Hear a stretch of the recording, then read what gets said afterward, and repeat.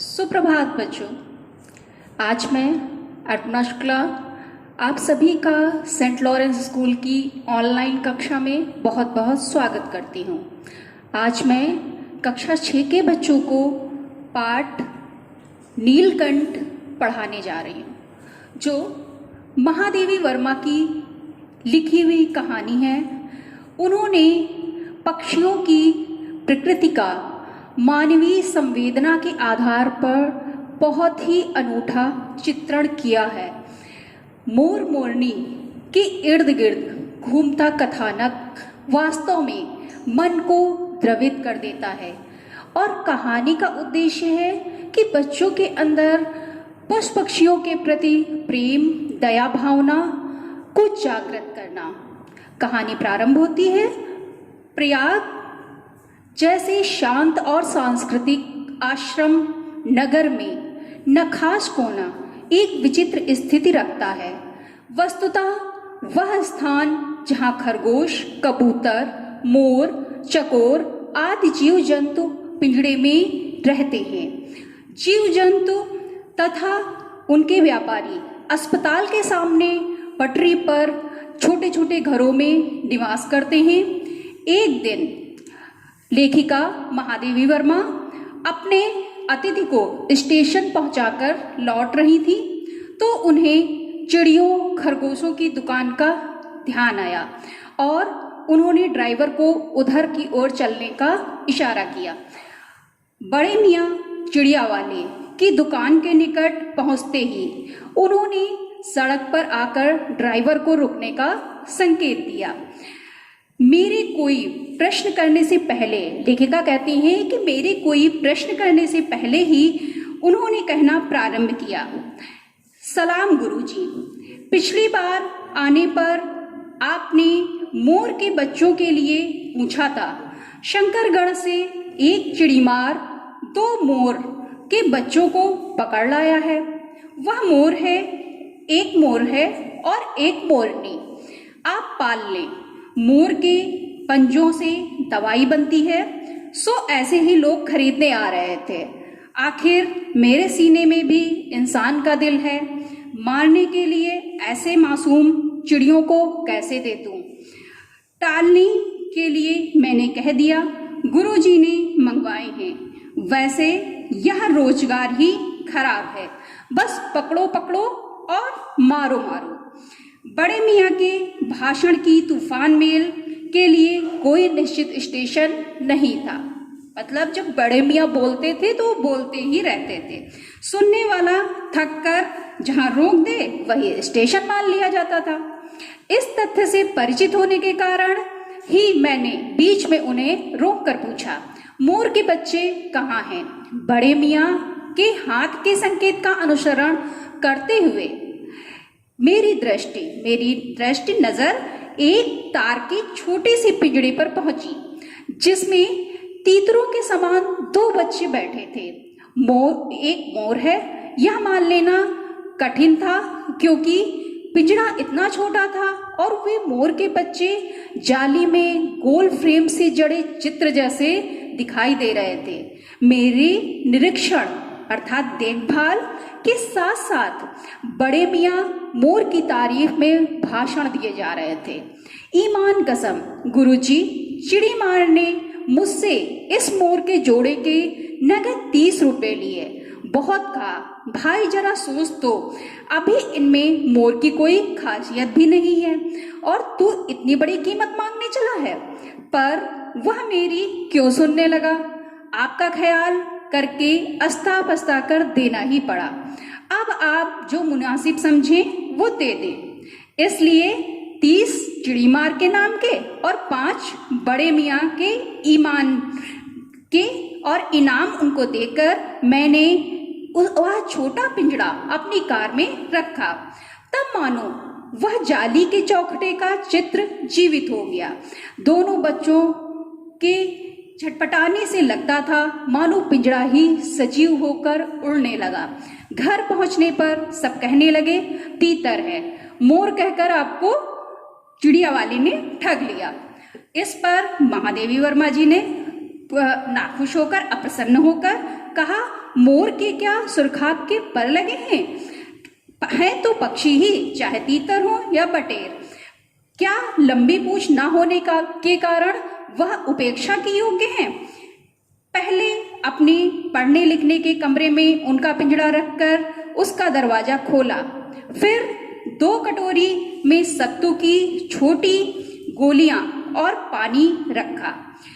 वे दोनों चूहेदानी जैसे पिंजड़े से निकलकर कमरे में मानो खो गए, कभी मेज के नीचे घुस गए और कभी अलमारी के पीछे। अंत में इस लुका छिपी से थक हार कर मेरी रद्दी की टोकरी को अपने नए बसेरे का गौरव उन्होंने प्रदान किया। मतलब वो रद्दी की टोकरी में रहने लगे। 2-4 दिन वे ऐसे ही इधर उधर गुप्तवास करते और रात में रद्दी की टोकरी में प्रकट हो जाते। फिर आश्वस्त हो जाने पर कभी मेरी मेज पर, जब उन्हें लगा कि यहाँ कोई खतरा नहीं है, तब वो कभी लेखिका की मेज पर, कभी कुर्सी पर और कभी मेरे सिर पर अचानक प्रकट हो जाते। खिड़कियों में तो जाली लगी थी, पर दरवाजा मुझे निरंतर बंद रखना पड़ता था। जब मेरा कमरा चिड़ियाखाने जैसा होने लगा, तब मैंने बड़ी कठिनाई से दोनों चिड़ियों को पकड़कर जाली के बड़े घर में पहुंचाया, जहां मेरे जीव जंतु का सामान्य निवास है। दोनों नवागंतुक, नए नए आए हुए को नवागंतुक कहते हैं, तो दोनों नवागंतुक पहले से रहने वाले पक्षियों के बीच कुतूहल जगा दिया। कबूतर ने नाचना छोड़कर दौड़ पड़े और उनके चारों ओर घूम घूम कर गुटुरगु की रागिनी अलापने लगे। बड़े खरगोश सभ्य सभासदों के समान क्रम में बैठकर गंभीर भाव से उनका निरीक्षण करने लगे। ऊन की गेंद जैसे छोटे खरगोश उनके चारों ओर उछल कूद मचाने लगे। तोते मानो भली भांति देखने के लिए एक आंख बंद करके उनका परीक्षण करते। उस दिन मेरे चिड़ियाघर में भूचाल सा आ गया। धीरे धीरे दोनों मोर के बच्चे बढ़ने लगे। मोर के सिर पर कलगी और सघन ऊंची और चमकीली हो गई, चोंच और पैनी हो गई, आंखें गोल हो गई और नीलमणि के समान चमकने और झलकने लगी। उनका गर्दन ऊंची करके देखना, विशेष भंगिमा के साथ उसे नीची कर दाना चुगना, पानी पीना, आंखें टेढ़ी करके शब्द सुनना आदि क्रियाओं में जो सुकुमारता और सौंदर्य था, उसका अनुभव देखकर ही किया जा सकता था। गति का चित्र नहीं आंका जा सकता था। मोरनी का विकास मोर के समान चमत्कारिक तो नहीं हुआ, परंतु अपनी लंबी धूप छाही गर्दन, हवा में चंचल कलगी, श्वेत पंख वाले मंथर गति आदि से वह मोर की उपयुक्त साथी होने का प्रमाण देने लगी। नीलाभ ग्रीवा गर्दन, नीलाभ गर्दन के कारण मोर का नाम रखा गया नीलकंठ, और उसकी छाया के समान रहने के कारण मोरनी का नामकरण हुआ राधा। मुझे स्वयं ज्ञात नहीं था कि नीलकंठ ने अपने चिड़ियाघर के निवासी जीव जंतुओं का सेनापति व संरक्षक स्वयं को कब नियुक्त कर लिया, ये मुझे पता ही नहीं चला। सवेरे ही वह सब खरगोश, कबूतर आदि की सेना एकत्र कर उस ओर ले जाता जहां दाना दिया जाता और घूम घूम कर सबकी रखवाली करता। किसी ने कुछ गड़बड़ की तो अपने तीखे चंचु प्रहार से उसे दंड देने दौड़ता।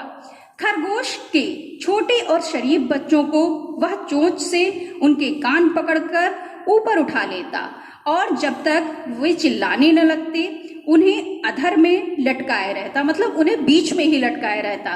कभी कभी उसकी पैनी चोंच से खरगोश के बच्चों का कर्णवेधन संस्कार हो जाता। कर्णवेधन संस्कार मतलब कान भी उनके छिद जाते थे, पर वे फिर कभी उसे क्रोधित होने का अवसर ना देते। सजा के समान ही वह जीव जंतुओं के प्रति प्रेम भी उसका असाधारण था। प्रायः वह मिट्टी में पंख फैलाकर बैठ जाता और अपनी लंबी पूंछ और सघन पंखों से छुआ छुआवल का खेल खेलता रहता। एक दिन उसके अटूट स्नेह का हमें ऐसा प्रमाण मिला कि हम विस्मित हो गए। कभी कभी खरगोश कबूतर आदि सांप के लिए आकर्षण बन जाते हैं। और यदि जाली घर में पानी निकलने के लिए बनी नालियों में से कोई खुली रह जाए तो उसका भीतर प्रवेश पाना सहज हो जाता है। ऐसी ही किसी स्थिति में एक सांप जाली के भीतर पहुंच गया। जब सभी जीव जंतु उसे देखकर इधर उधर छिप गए, केवल एक शिशु बच्चा खरगोश सांप की पकड़ में आ गया। निगलने के प्रयास में सांप ने उसका आधा पिछला शरीर मुंह में दबा रखा था। शेष आधा जो बाहर था उससे चींची का स्वर इतना तीव्र नहीं हो सकता था कि किसी की स्पष्ट ध्वनि सुनाई दे। नीलकंठ दूर झूले में सो रहा था। उसके चौकन्ने कानों ने उस मंद स्वर की व्यथा को पहचाना और वह अपने पंख समेटकर सर से एक पल में ही नीचे आ गया। संभवतः उसकी सहज चेतना ने यह समझ लिया कि सांप के फन पर चोंच मारने से खरगोश भी घायल हो सकता है। उसने सांप के फन पर को पंजे से दबाया और चोंच के इतने प्रहार किए कि सांप अधमरा सा हो गया। उसकी पकड़ ढीली हो गई और खरगोश का बच्चा उसके मुंह से निकल आया, लेकिन वह अधमरा सा वहीं पड़ा रहा। राधा ने सहायता की देने की आवश्यकता नहीं समझी। उसकी मंद केका अर्थात मोर की मंद बोली किसी असामान्य घटना की सूचना सब ओर फैल गई। माली पहुंचा, फिर हम सब पहुंचे। नीलकंठ जब सांप के 2 खंड कर चुका था तब तक शिशु खरगोश के पास गया और रात भर उसे पंखों के नीचे रखकर सेवा करता रहा। कार्तिकेय जिन्हें शिव का पुत्र कहते हैं, वे अपने युद्ध वाहन के लिए मयूर को क्यों चुना ये हमें उसके स्वभाव से समझ में आ गया था। मयूर कलाप्रिय और वीर पक्षी हैं, हिंसक मात्र नहीं। इससे उसे बाज चील आदि की श्रेणी में नहीं रखा जा सकता। मेघों की सांवली छाया में अपने इंद्रधनुष के गुच्छों जैसे पंखों को मंडलाकार बनाकर वह नाचता था और नृत्य में एक सहज जात लय और ताल भी रहती थी। राधा नीलकंठ के समान नाच तो नहीं सकती थी, परंतु उसकी गति में एक छंद रहता था। वह नृत्यमग्न नीलकंठ की दाहिनी ओर से पंखों को छूती हुई बाईं ओर निकल जाती थी, बाएं पंख को स्पर्श कर दाहिनी ओर आ जाती थी। इस प्रकार उसकी परिक्रमा में भी एक पूरक ताल का परिचय मिलता था। नीलकंठ ने कैसे समझ लिया कि उसका नृत्य मुझे बहुत भाता है, यह तो मुझे पता ही नहीं। एक दिन अचानक मेरे जालीघर के पास पहुंचते ही वह अपने झूले से नीचे उतर आया और अपने नृत्य मुद्रा में मंडलाकार पंखों को फैलाकर खड़ा हो गया। यह नृत्य मुद्रा उसका नृत्य का क्रम बन गई। अब वह नित्य अपना नृत्य लेखिका को दिखाता था और कोई भी विदेशी अतिथि पहुंच गया, देशी या विदेशी कोई भी अतिथि पहुंच गया तो वो अपना नृत्य सबको दिखाता था। कुछ विदेशी महिलाओं ने तो उसे परफेक्ट जेंटलमैन की उपाधि भी दे डाली थी। जिस नुकीली पैनी चोंच से वह भयंकर विषधर अर्थात सांप को खंड खंड कर सकता था, उससे मेरी हथेली पर रखे हुए भुने चने बड़ी कोमलता और धीरे धीरे उठाकर वह खाता था। हंसी भी आती थी और आश्चर्य भी होता था। फलों के वृक्षों से अधिक उसे पुष्पित और पल्लवित वृक्ष अच्छे लगते थे। बसंत में जब आम के वृक्ष सुनहली मंजरियों से लद जाते थे, अशोक नए लाल पल्लवों से ढक जाता था, तब जाली घर में वह इतना अस्थिर हो उठता था कि उसे बाहर छोड़ देना पड़ता था। पर जब तक राधा को भी मुक्त न किया जाए वह दरवाजे के बाहर उदास खड़ा रहता था। नीलकंठ और राधा की सबसे प्रिय ऋतु वर्षा ही थी। मेघों के उमड़ आने पर पहले ही हवा उसकी सजल आहट पा लेते थे और तब उनकी मंद केका मोर की आवाज गूंज अनुगूंज तीव्र से तीव्रतर और अधिक तेज होने लगती। मेघ की गर्जन की ताल पर उनके नृत्य आरंभ हो जाते और रिमझिम बारिश में उनका नाचना और अधिक तीव्र हो जाता। वर्षा के थम जाने पर वह दाहिने पंजे पर दाहिना पंख और बाएं पंजे पर बायां पंख फैलाकर अपने पंख सुखाता था। कभी कभी वे दोनों एक दूसरे के पंखों से टपकने वाली बूंदों को चोंच में पीकर पंखों का गीलापन भी दूर करते थे। इन आनंद के क्षणों में एक करुण घटना घटित हो गई। एक दिन लेखिका को किसी कार्य से नखास कोने से फिर से निकलना पड़ा। बड़े मियाँ ने पहले के समान कार को रोक लिया। बड़े मियाँ के भाषण में फिर दौड़ने लगी। अब उन्होंने यह बताया कि यह चिड़ीमार किसी मोरनी को अधमरी हालत में ले आया है। लेखिका ने उसे 7 रुपए देकर अगली सीट पर रखवा लिया और दूसरी मोरनी को, घायल मोरनी को ले आई। अब उसके चोटिल पंजों की मरहम पट्टी करी, उनकी देखभाल करी और महीने भर में वो ठीक होने लगी। अब उसे जाले घर में पहुंचाया गया। उसका नाम कुब्जा रखा गया और कुब्जा के हिसाब से, कुब्जा का अर्थ होता है कुबड़ी, कुब्जा के हिसाब से वो उसका नाम भी प्रमाणित हुआ। अब तक नीलकंठ और राधा साथ साथ रहते थे। अब कुब्जा उन्हें देखते ही मारने दौड़ती थी। चोंच से मार मार कर राधा की कलगी नोच डालती थी, पंख नोच डालती थी और सभी जीव जंतुओं से मित्रता भी नहीं करती थी। अब उसने मूर्ख को राधा से अलग करने की कोशिश करी और उसने अपना इसी बीच राधा ने अंडे दिए और उसने राधा के अंडों को तोड़ दिया। अब उसको कुब्जा को अलग बंद कर दिया जब लेखिका ने, तो उसने वहां पर खाना पानी, दाना पानी सब छोड़ दिया और अलग से कोलाहल मचाने लगी। नीलकंठ की प्रसन्नता का अंत सा हो गया। वास्तव में नीलकंठ मर गया। नीलकंठ के ना रहने पर राधा निश्चेष्ट सी बिना हिले डुले कई दिन कोने में बैठी रही। वह कई बार भाग भाग कर लौटकर नीलकंठ का रास्ता देखती, अतः वह प्रतीक्षा के भाव से द्वार पर दृष्टि लगाए ही बैठी रहती। कुब्जा ने कोलाहल के साथ खोज भी आरंभ की। खोज में के क्रम में वह प्रायः जाली का दरवाजा खुलते ही बाहर निकल आती, आम, अशोक और कचनार की शाखाओं में नीलकंठ को ढूंढती। एक दिन आम से उतरी ही थी कि कजली जो एक जाली घर में रहने वाली कुतिया थी, उसके सामने पड़ गई। स्वभाव के अनुसार उसने कजली पर चोंच का प्रहार किया और कजली ने अपने 2 दांत कुब्जा की गर्दन पर लगा दिए। इस प्रकार कलह और कोलाहल, द्वेष, प्रेम भरा जीवन बचाया ना जा सका। परंतु इन तीनों पक्षियों ने मुझे पक्षी की प्रकृति की विभिन्नता का जो परिचय दिया वह मेरे लिए विशेष महत्व रखता है।